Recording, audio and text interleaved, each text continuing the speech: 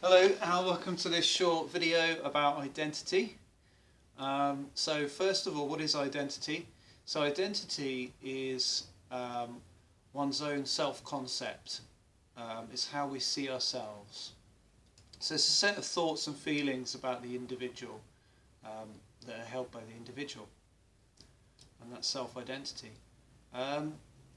Identity is a major issue in sociology because of the idea of identity politics, because the idea is that the personal has become political.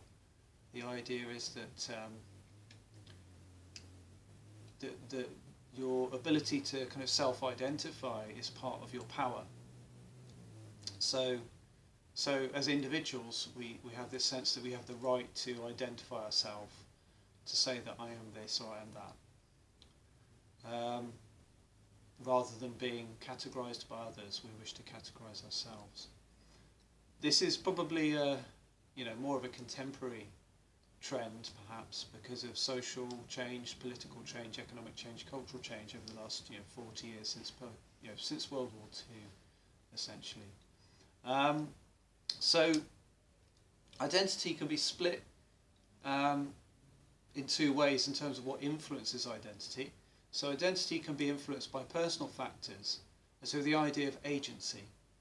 The idea with agency is that we're able to exercise choices about our identity.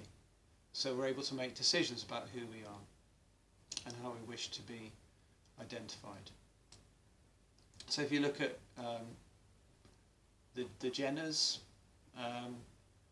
Caitlyn Jenner, that is an example of someone who's changed their gender and wishes to be identified using female pronouns, and that's a common issue with transgender identity, where people wish to change the way they're identified in terms of their gender. It also, also could think of like social class. People might be doing middle class jobs, occupations, but they still see themselves as working class because of their culture and lifestyle and values, and so again, we might have an objective definition of social class identity, but their subjective definition of social class identity is different. And so again, there's this sense of agency and choice. The interactionists are very useful in understanding identity, especially the idea of agency, because they stress the way in which identity is active and not passive. In other words, we don't just receive an identity from our culture, we make decisions about our own definitions, we make decisions about how to define our identity and about the meanings that we attach to different aspects of identity, the importance we attach to different layers of our identity.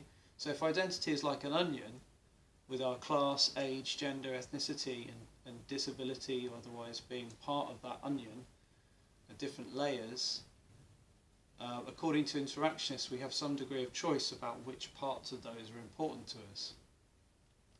The structuralist theorists place most emphasis on the social factors or collective factors that create identity, as they argue we're socialised into a culture, and that to a large part determines our identity, without us having as much choice as the interactionists would say. So they'd say the interactionists tend to overplay choice and underplay the extent to which our choices are limited or constrained or restricted by the outside structure, the external structures of society, the class structure, the age structure, the gender structure, the ethnicity structure, the ability and disability structure. These are all structures or systems or institutions or hierarchies. And the main agencies of socialisation, the family, peer group, workplace, religion, media, these all play a large part in influencing our identity, according to the structuralist view. And the agencies of control, the formal control like the police, the laws, the government, the state, the courts, those parts of the system also reinforce identity and control behaviour in a way which induces and ensures and encourages conformity to particular identities. And of course informal control through the agencies of socialisation like the family has the same effect of encouraging conformity or forcing coercively conformity so that people have certain behaviours that fit into certain identities. So I hope this is useful as an introduction to identity. If you have any questions, email daniel_butcher@hotmail.co.uk.